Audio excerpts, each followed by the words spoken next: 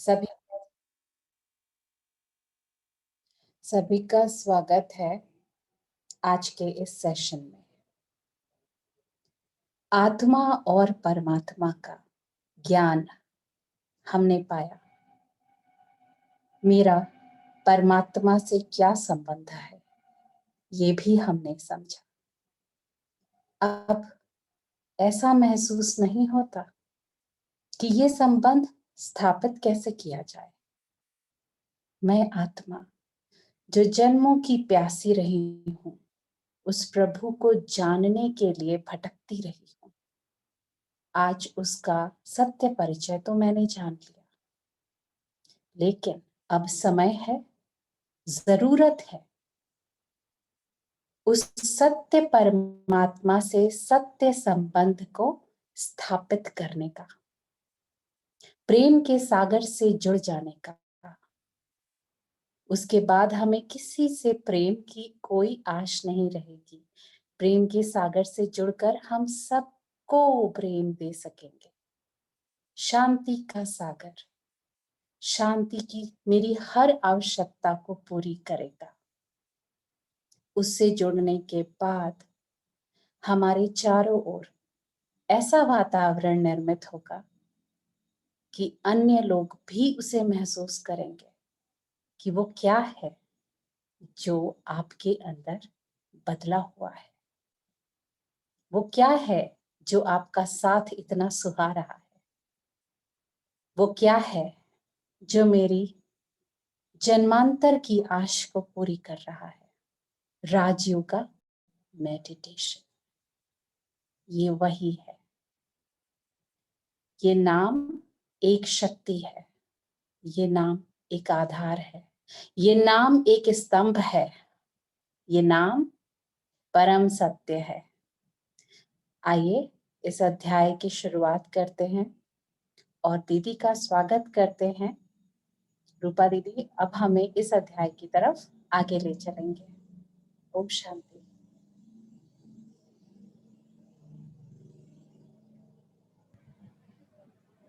ओम शांति।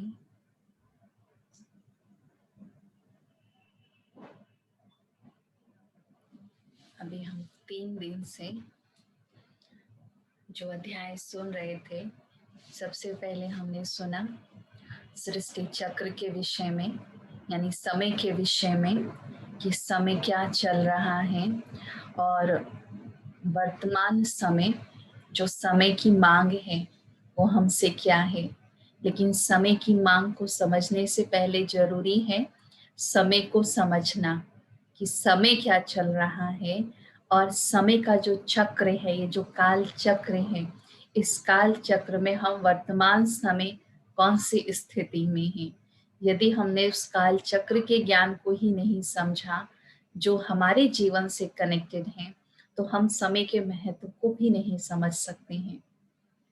दूसरा अध्याय हमने सुना कि कैसे हम आत्माएं जन्म पुनर्जन्म के चक्र में इस सृष्टि में आती हैं और जन्म पुनर्जन्म लेते लेते हम आत्माएं कहाँ हमारी स्थिति, जर्नी हमारी शुरू हुई थी, यात्रा हमारी शुरू हुई थी कि हम परम धाम से इस सृष्टि सतयुगी दुनिया में आए और कैसे जन्म पुनर्जन्म लेते लेते हम अभी कहाँ पर आ गए हैं। और ऐसी स्थिति यानी सतयुग, त्रेता, द्वापर, कलयुग, इन चारों युगों को पार करते हुए अभी हम ऐसे समय पर आए हुए हैं, ऐसे स्थिति में हैं जहां पर हमें परमात्मा आकर के एक नई दुनिया में ले जाने के लिए आया है, जिसको कहते हैं हम संगम योग। जब हमने कल का अध्याय किया तो कल के अध्याय में हमने धर्मों के विषय में सुना कि अनेक धर्म है। ये मनुष्य सृष्टि जो है एक कल्प वृक्ष के समान है और इस कल्प वृक्ष में अनेक धर्मों का ये वृक्ष है। आप देखिए, जब कोई पेड़ देखते हैं तो एक ही तरह का पेड़ होता है। आम होता है तो उसमें आम ही होंगे, केले का है तो केले ही होंगे। लेकिन ये क्या है? ये अनेक मनुष्य सृष्टि, अनेक मनुष्य, अनेक धर्मों का ये वृक्ष है जिसमें अनेक धर्म दिखाए गए हैं। अब बात आती है कि जब अनेक धर्म हैं तो उन धर्मों की स्थापना करने के लिए भी कोई ना कोई आया हुआ होगा। जब यदि किसी से पूछा जाए कि आपके धर्म की स्थापना किसने की, तो सब अपने अपने धर्म को जानते हैं और वो बता देंगे हमारे धर्म के ये धर्म स्थापक हैं।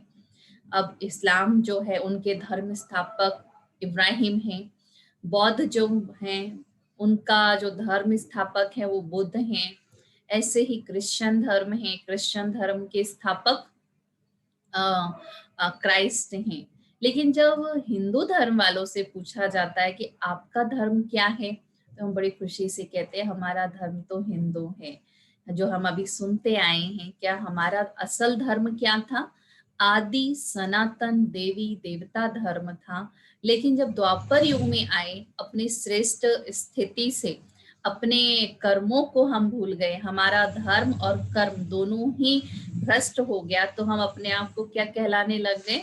या तो हम सनातनी कहलाने लग गए कि हमारा सनातन धर्म है, या हम अपने आप को हिंदू कहलाने लग गए। लेकिन जब बात आती हिंदू धर्म की स्थापना किसने की, तो हिंदू धर्म तो आदि सनातन धर्म से ही, आदि सनातन धर्म को ही हम द्वापर से कहने लग गए हैं। लेकिन जो आदि सनातन देवी देवता धर्म है, जो सबसे मुख्य है, वो जो धर्म है जिसकी स्थापना स्वयं निराकार परमपिता परमात्मा ने ब्रह्मा तन से की। जैसे आप सबने देखा होगा, बड़ का एक पेड़ होता है बरगद का, तो वो बढ़ता ही जाता है, धीरे धीरे बढ़ता है, और बढ़ते बढ़ते क्या होता है, उसके अंदर से कुछ ब्रांचेस होती हैं जो नीचे जैसे ही धरती को छूती है ना, तो उसमें से एक नया पेड़ बन जाता है, और उसके चारों तरफ बहुत सारे पेड़ होते हैं। और उन पेड़ों के बीच में अगर आप देखेंगे असली पेड़ कौन सा है, तो आप पता नहीं लगा पाएंगे, क्योंकि वृक्ष बहुत पुराना है, वो उससे अनेक ब्रांचेस से वो अनेक पेड़ निकलते चले गए, लेकिन जो असली पेड़ होता है ना, वो खत्म हो चुका होता है। अनेक नए पेड़ों के आधार पर वो पूरा वृक्ष खड़ा है। उसी अनुसार इस सृष्टि में जो मुख्य धर्म है वो चार धर्म हैं: आदि सनातन देवी देवता धर्म, इस्लाम धर्म, बौद्ध धर्म और क्रिश्चियन धर्म। अब देखा जाए, तीन धर्म तो दिख रहे हैं, क्रिश्चियन धर्म भी दिख रहा है, बौद्ध धर्म भी दिख रहा है, इस्लाम धर्म भी दिख रहा है। लेकिन जो आदि सनातन देवी देवता धर्म है ना, ये प्रायलोप हो गया। प्रायलोप हो गया अर्थात लगभग हम इसको भूल चुके हैं। उसके यादगार में सिर्फ चित्र रह गए हैं, मूर्तियां रह गई हैं। लेकिन जो आदि सनातन देवी देवता धर्म की स्थापना कहाँ हुई? आदि सनातन देवी देवता धर्म की स्थापना संगम युग पर निराकार परमपिता परमात्मा शिव ने आकर के स्वयं किया। ये संगम युग क्या है? संगम का महत्व तो हम सब जानते हैं कि संगम क्या होता है। संगम अर्थात दो चीजों का मिलन, जहां पर दो चीजें मिलती हैं उसको संगम कहते हैं। तो यहाँ पर भी दिखाया गया है दो चीजों का जो संगम है। संगम अर्थात जहां पर कलयुग अंत और सतयुग के आदि काल का समय, जैसे हमने कहा ना, रात तो पूरी हो रही है और सुबह होने वाली है, वो समय कहलाता है ब्रह्म मुहूर्त का समय। उसी अनुसार सृष्टि का ब्रह्म मुहूर्त का समय क्या है? जब कलयुग समाप्ति की ओर है और सतयुगी दुनिया आने वाली है, उसका आदि होने वाला है, स्टार्टिंग होने वाला है, वो समय कहलाता है पुरुषोत्तम संगम युग। संगम तो कई चीजों का सुना, लेकिन ये संगम बहुत सुंदर संगम है, जहां पर आत्मा और परमात्मा दोनों ही मिलते हैं, और उस संगम को कहा जाता है पुरुषोत्तम संगम युग। पुरुषोत्तम अर्थात जो पुरुषों में भी उत्तम है, यानी परमात्मा पुरुषोत्तम है, जो हम आत्माओं में शांति में भी, सुख में भी, गुणों में भी, सब में श्रेष्ठ हैं, इसलिए उनको पुरुषोत्तम कहा जाता है। और इस सब संगम को भी नाम दिया गया पुरुषोत्तम संगम युग। जैसे दुनिया में क्या होता है कि जब कोई तीर्थ बहुत होते हैं, त्योहार बहुत मनाते हैं, उसी अनुसार जब पुरुषोत्तम मास आता है, तो पुरुषोत्तम मास में लोग क्या करते हैं, खास इसमें स्नान का बहुत महत्व है। लोग सुबह उठ करके जल्दी स्नान करते हैं। दूसरा, तीर्थ का बहुत महत्व है। और तीसरी चीज, इसमें दान का बहुत महत्व होता है जब पुरुषोत्तम मास आता है। लेकिन बात जो अभी तक हम पुरुषोत्तम मास मनाते आए हैं, जिसमें स्नान किया वो तो हमने कई बार किया होगा। दान करना, दान में भी हम सोचे कि हम दान क्या कर रहे थे, स्थूल चीजों का दान कर रहे थे। परमात्मा संगम युग पर क्यों आते हैं?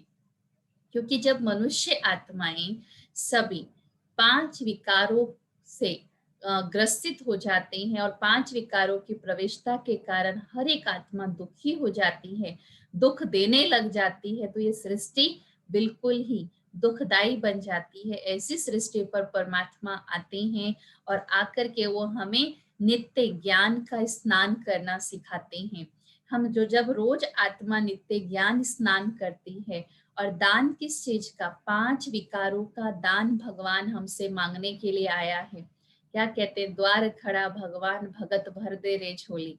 आप सोचिए, भगवान द्वार पर खड़ा होकर कहे भगत भर दो झोली, हम से वो क्या लेने आया है? हम उसे कुछ नहीं दे सकते हैं, लेकिन वो हमसे लेने के लिए आया है हमारा विषय विकारों का जीवन। वो विषय विकारों का जीवन जो हमारे जीवन को खोखला कर रहे हैं।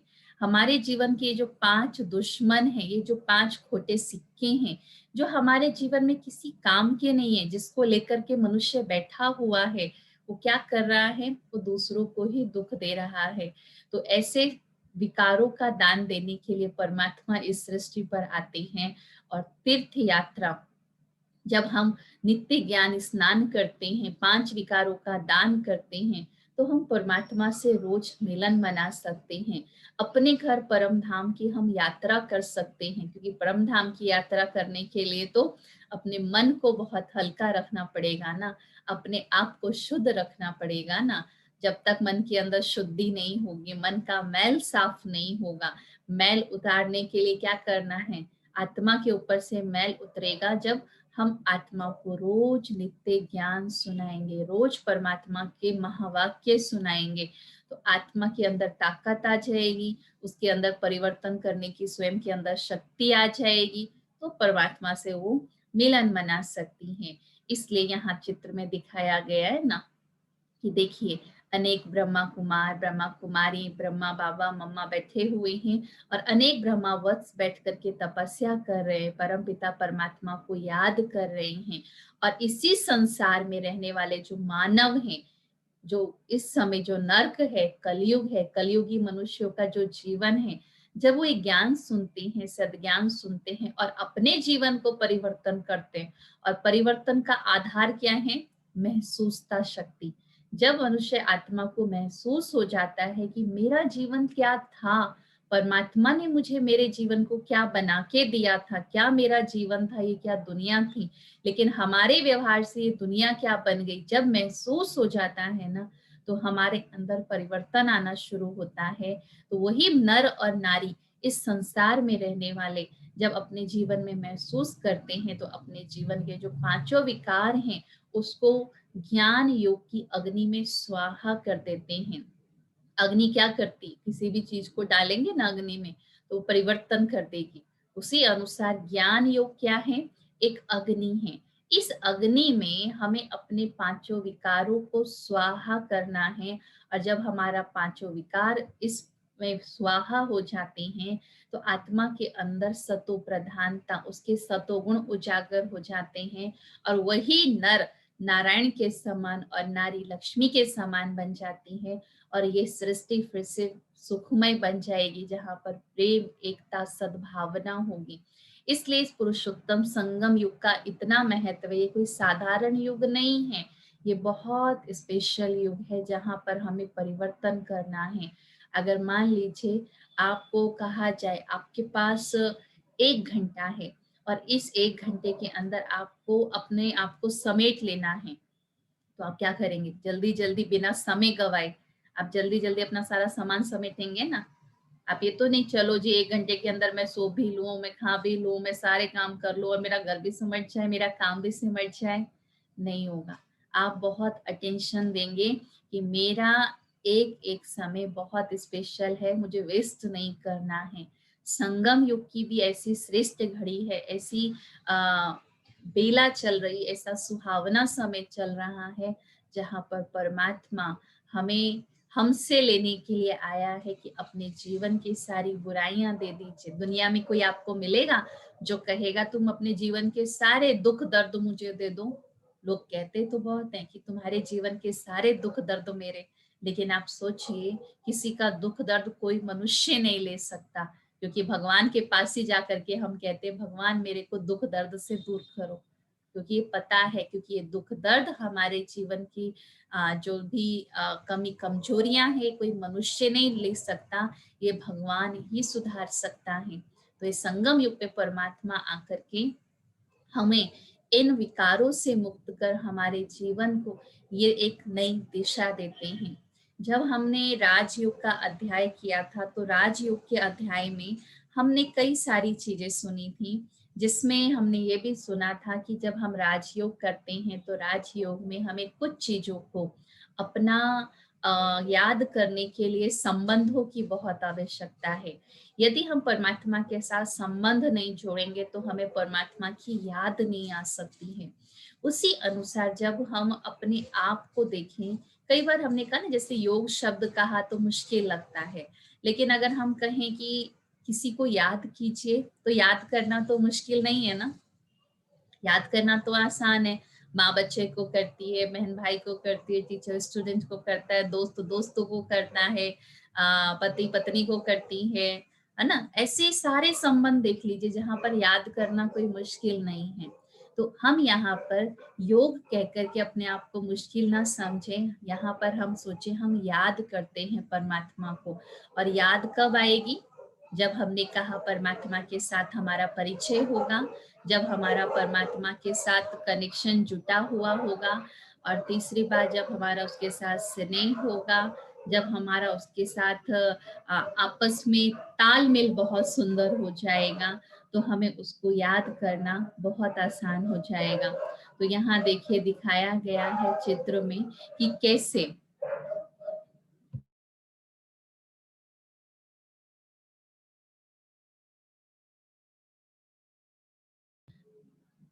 तो चित्र में दिखाया गया है कि सामने की एक ऐसा परिवार जहाँ पर बच्चे भी हैं, बहन भी है, माँ भी है, पति भी है, लेकिन एक घर का माहौल ऐसा होता है कई बार कि मान लीजिए घर में पति है, कोई कई बार उनके संस्कार अलग हैं, उनका व्यवहार अलग है, पति पत्नी की आपस में लड़ाई झगड़े होते हैं किसी बात पर पे, लेकिन वहीं बीच में बच्चा आ जाता है तो माँ क्या करती है, सारा गुस्सा उस बच्चे के ऊपर उतार देती है।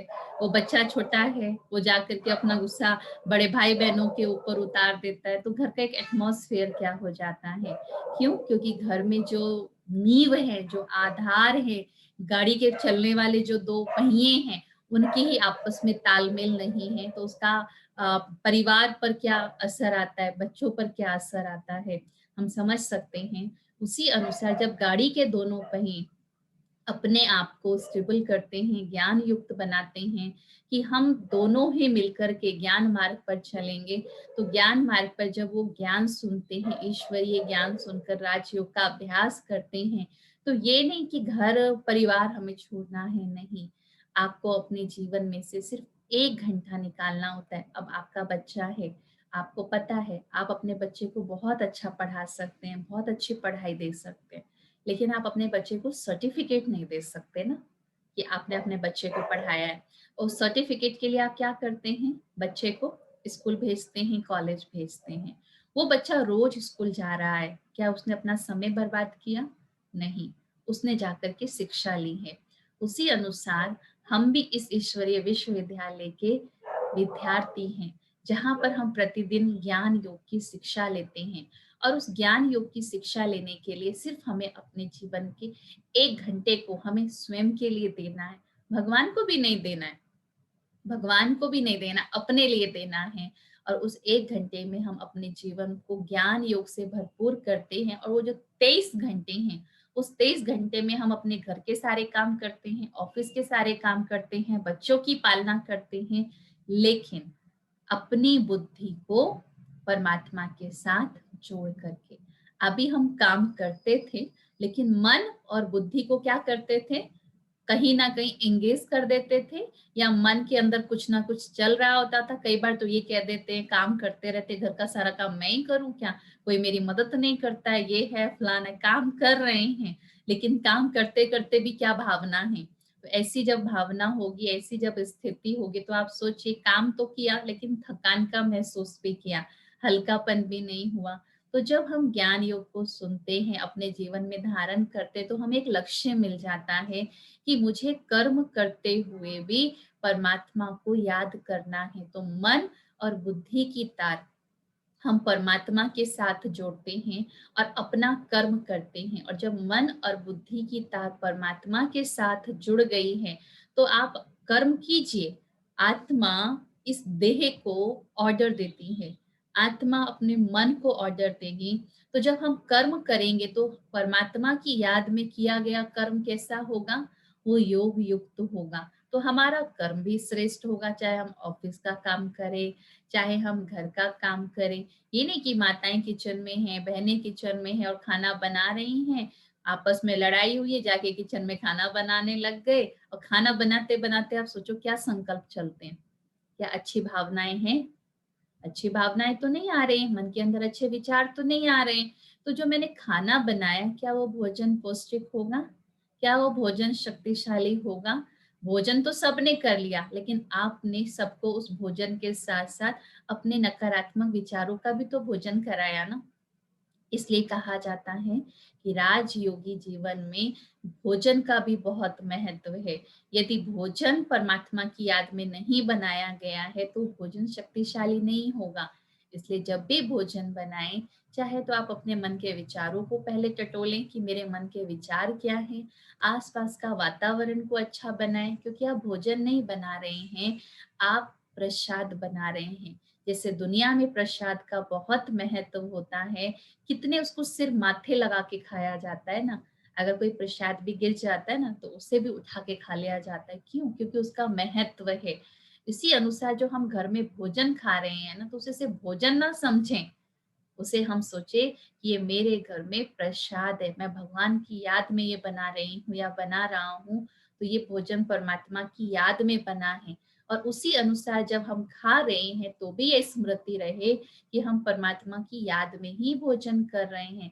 हम कोई भी कर्म करते हुए परमात्मा को याद कर सकते हैं। जैसे हमने कहा ना, अनेक संबंध है भगवान के साथ, तो किसी भी संबंध से भगवान को बुला लीजिए, किसी भी संबंध से परमात्मा को याद करने लग जाइए।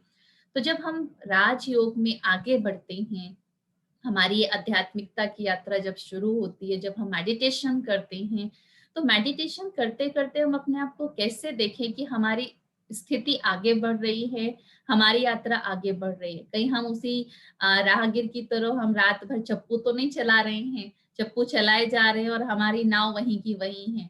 तो उसे चेक करने के लिए हमें क्या करना है।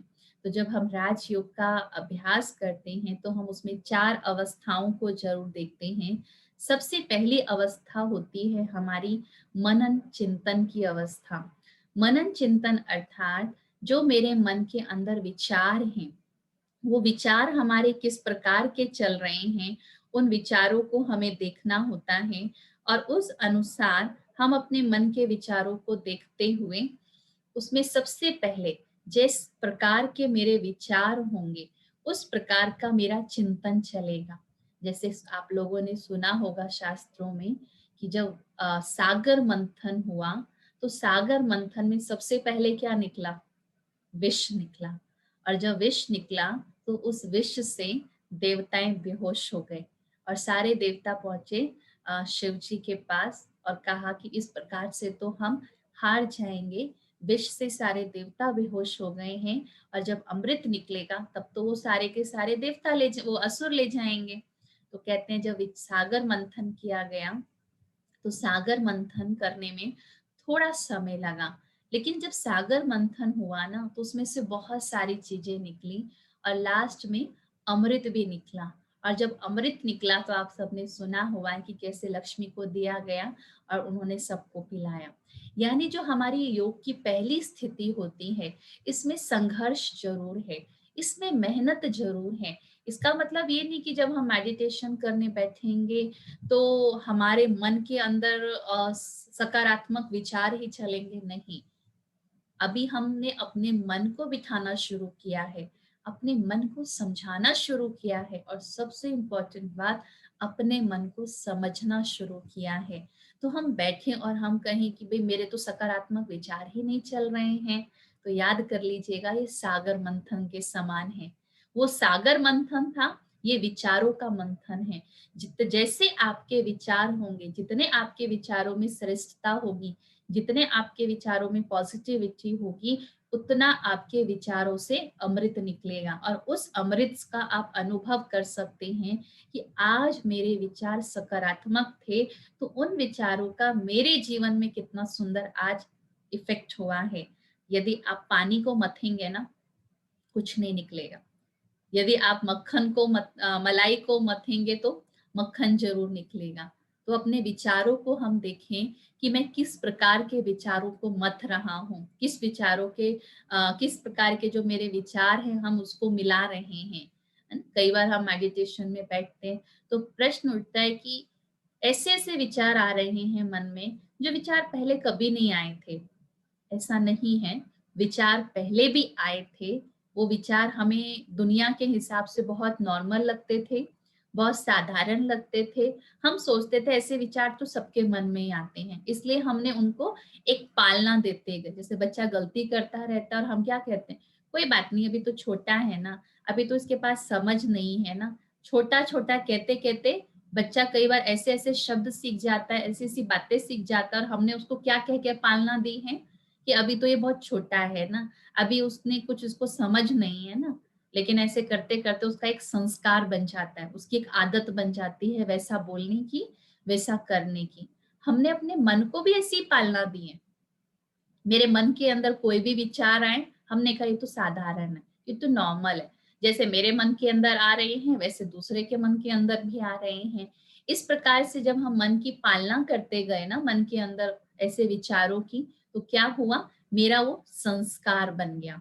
अब वो संस्कार बनते बनते उसके ऊपर स्टैंप लग गई कि हाँ भाई ये मेरा संस्कार बन गया, ये तो बहुत नॉर्मल था। लेकिन जब हम मेडिटेशन करने बैठते हैं और अपने मन के विचारों को हम मनन करते हैं, अपने मन के विचारों पर जब हम ध्यान देते हैं, तो जो मेरे दबे हुए संस्कार थे ना, अब वो संस्कार बाहर आते हैं, जिसको अब हम रियलाइज कर सकते हैं, महसूस कर सकते हैं कि ये संकल्प साधारण नहीं थे। इन संकल्पों ने तो मेरी मन की शक्ति को खत्म किया है।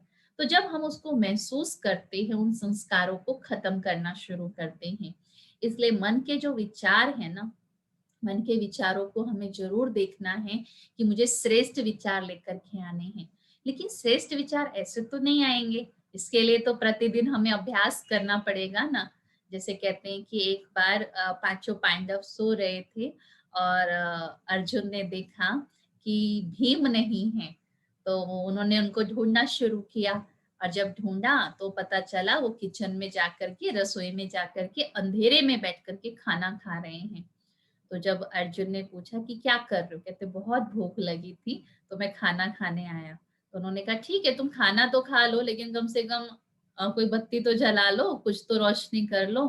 तो उन्होंने कहा कि नहीं, मुझे बहुत अभ्यास है खाना खाने का, मैं अंधेरे में भी खाना खाऊंगा ना तो मेरा खाना मेरे मुंह के अंदर ही जाएगा, इतना अभ्यास है।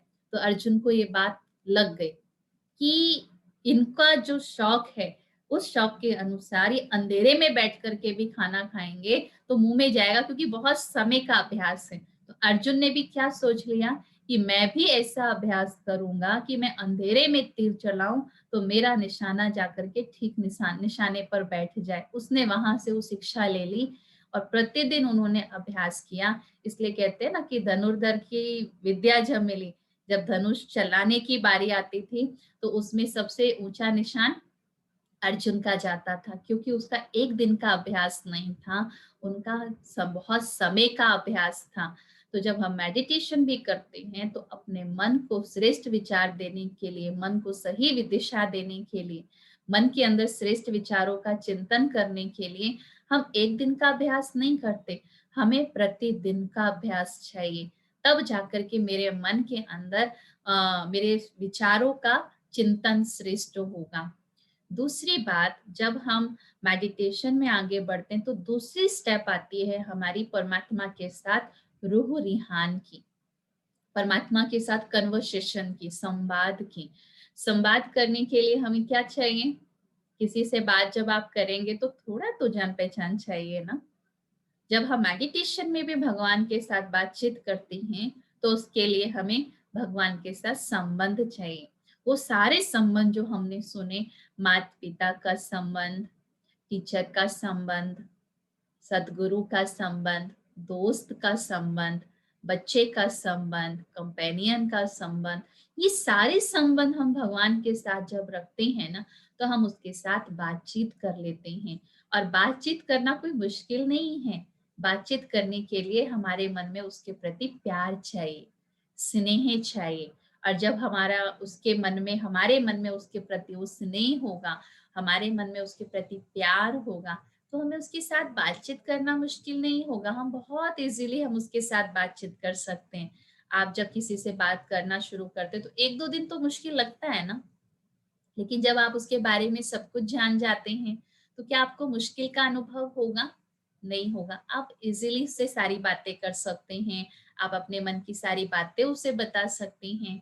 उसी अनुसार जब हमारा परमात्मा के साथ कन्वर्सेशन शुरू होता है, तो हम भी उसके साथ बहुत रिलैक्स हो जाते हैं, क्योंकि हम उसे समझ जाते हैं कि ये मेरा माता-पिता है, ये मेरा दोस्त है। हर संबंधों के अनुसार हम उसको याद कर सकते हैं। तीसरी स्टेप है जिसमें हम एकाग्रता का अनुभव करते हैं। एकाग्रता का अनुभव करने के लिए क्या चाहिए? लक्ष्य चाहिए। आप सबने अर्जुन का वो मिसाल भी सुना हुआ है कि कैसे तीर चलाना था, तो सबको क्या कहा गया? एक प्रैक्टिकल सिचुएशन दी गई कि आपको मछली की आंख में तीर चलाना है। सबने बहुत कोशिश की, लेकिन जब अर्जुन की बारी आई तो अर्जुन से पूछा गया कि आपको क्या दिख रहा है? तो उसने क्या कहा? मुझे मछली की आंख में वो बिंदी दिख रहा है। वो उसका लक्ष्य था। जब हम राजयोग के जीवन में, ये हमारा राजयोगी जीवन है, में हम लक्ष्य लेकर के चलते हैं, तो हमारी एकाग्रता का हम अनुभव कर सकते हैं। एकाग्रता के लिए क्या चाहिए? अपने मन को चेक करना। जैसे मेरे मन के विचार होंगे, उतना हम उस एकाग्रता का अनुभव कर सकते हैं। अभी आप सब भी डिस्कनेक्ट हो जाएंगे, तो आपको दोबारा से उसे लिंक पे कनेक्ट करके, प्रेस करके फिर कनेक्ट हो जाना है। तो अभी हम दोबारा से कनेक्ट होते हैं और इसको फिर से हम कंटिन्यू करते हैं।